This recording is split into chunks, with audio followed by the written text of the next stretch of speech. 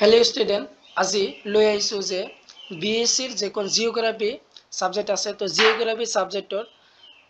যোৱা বৰ্ষৰ যেকোন কোশ্চেন পেপাৰ আছে সেই কোশ্চেন পেপাৰখন সলিউশন কৰি আজি দেখুৱাম তো ইয়াত দিয়া আছে যে 2024 জিওগ্ৰাফি পেপাৰ কোডটো হল যে GY 0200104 তাৰপিছত জিওগ্ৰাফি সাবজেক্টৰ নাম আছিল যে introduction to human geography full marks আছিল 60 টাইম 2.5 ঘন্টা দিয়া আছে তো ঠিক তোমালোকৰ এনেদৰে থাকিব তোমালোকৰ এই বৰ্ষৰ যেকোন কোশ্চেন পেপাৰ হ'ব ইয়াত তোমালোকৰ থাকিব 2025 আৰু জিওগ্ৰাফি পেপাৰ কোড একেই সাবজেক্ট নামটো একেই থাকিব আৰু 60 মাৰ্কৰ তোমালোকৰ হ'ব আৰু টাইমটো দিয়া থাকিব তোমাল 2.5 ঘন্টা তাৰপিছত তোমালোকৰ যে এক নম্বৰত যেনে কোশ্চেন দিয়া আছে answer in 1 or 2 words 1 into 8 equal 8 তো যেহেতু এটা বা দুটা শব্দত উত্তৰ দিয়া তোমালোকৰ এক মাৰ্কৰ 8টা প্ৰশ্ন দিয়া আছিল ঠিক তোমালোকৰ এই বৰ্ষতো এক মাৰ্কৰ 8টা দিয়া থাকিব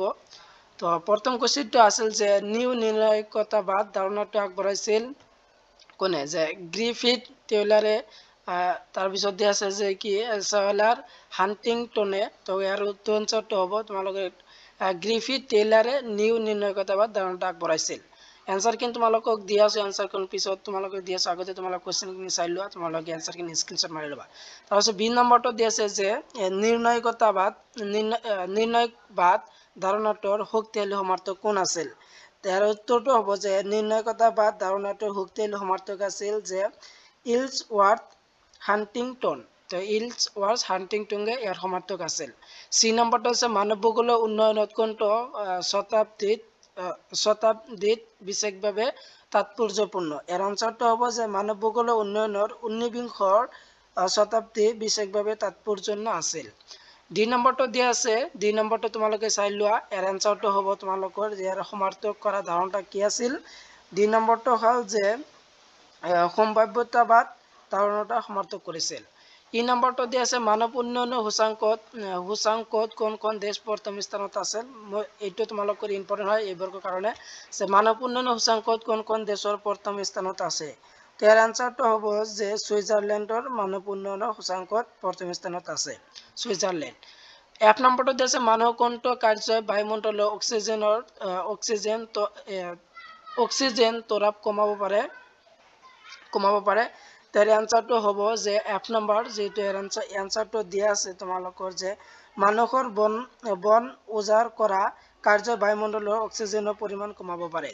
জি নম্বৰটো দিয়া আছে যে এসিড বৰ্ষণ বা ওজন বা এৰিসল হল মাটি প্ৰদূষণৰ কাৰণ এৰ তিনিটা দিয়া আছে এৰ ভিতৰত হ'ব তোমালোকৰ এসিড বৰ্ষণ হল যে মাটি প্ৰদূষণৰ এটা কাৰণ তো তাৰ পিছত তোমালোকৰ হেকৰ যেটো দিয়া আছে যে এন্থ্ৰোপিওজিওগ্ৰাফি কিতাপখন কোনে লিখিছিল তাৰ আনসাৰটো হ'ব যে ফ্ৰেডৰিচ ৰাটছেলে লিখিছিল যে এন্থ্ৰোপিওজিওগ্ৰাফি কিতাপখন তো এৰ আনসাৰখন তোমালোকে চাইলে আনসাৰখন দি আছো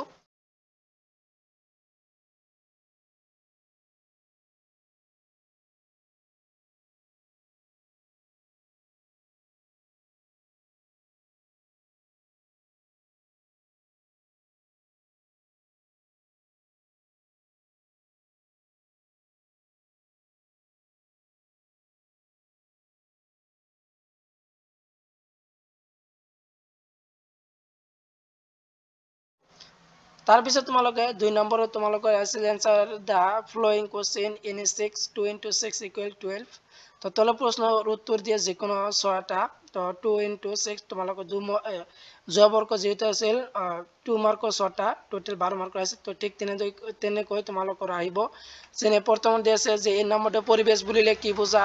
বি নম্বৰতে মানৱ ভূগোল মানে কি মানৱ ভূগোলৰ 4টা শাখাৰ নাম লিখা ডি নম্বৰতে সমাজ কল্যাণ চিন্তাধাৰা মানৱ ভূগোলৰ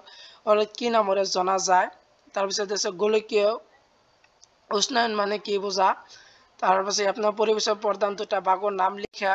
মানৱ প্ৰজাতি মানে কি যিকোনো দুটা নাম লিখা সম্ভাব্যবাদ মানে কি তাৰপিছত আছে প্ৰাকৃতিক ভূগোল আৰু মানৱ ভূগোলৰ দুটা পাৰ্থক্য লিখা জি নম্বৰটো একটো দিছে নগৰীকৰণ দুটা কাৰক লিখা তো এৰ আনসাৰখন চাই লোৱা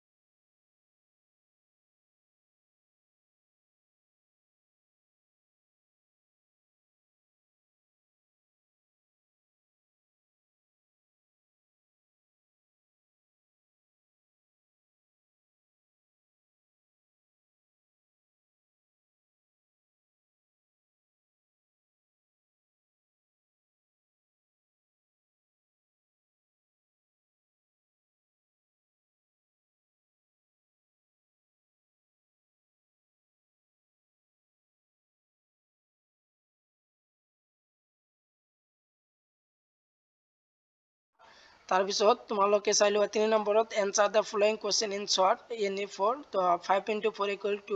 20 5 মাৰ্কৰ 4খন আছিল তো এইবাৰ কত 4খন আহিব তো ইয়াৰ কোৱেশ্চন কিন্তু তোমালোকে চাই লোৱা 2024 বৰ্ষৰ কেনেদৰে আহিছিল এইবিলাক আছিল প্ৰশ্ন তো এই প্ৰশ্নটো তোমালোকৰ এই ভিডিও ডেসক্ৰিপচনত লিংক দিয়া আছে তাৰ পৰা তোমালোকে চাই লব পাৰা তাৰপিছত 4 নম্বৰ দিয়া আছে যে তলৰ প্ৰশ্নটোৰ লিখা যিকোনো দুটা 10 * 2 = 20 10 মাৰ্কৰ যেহেতু দুটা প্ৰশ্ন লিখিবলৈ আহে তো তোমালোকৰ আহিব তো ইয়াৰ এনসাৰ কিনে চাই লোৱা ইয়াৰ কোশ্চেন কিনে চাই লোৱা 2024 বৰ্ষৰ কোন কিনে আহিছিল এইবিলাক আছিল এনসাৰ এইবিলাক আছিল কোশ্চেন তো কোশ্চেন কিনে তোমালোকে চাই লোৱা তো কোশ্চেন কিনে তোমালোকে চাই লোৱা যেহেতু তোমালোক 60 মাৰ্কৰ এক্সাম হ'ব তো তোমালোকৰ যদি কোনোবা যদি এই কোশ্চেন কিনে তোমালোকৰ পিডিএফ লাগে তো তেনেহলে ডেসক্ৰিপচন লিংক দিয়া আছে তাৰ পৰা চাই লবা তো ভিডিওটো আজি ইমানেই আছিল সম্পূৰ্ণ ভিডিও চাই থকাৰ বাবে তোমালোকক ধন্যবাদ জনাও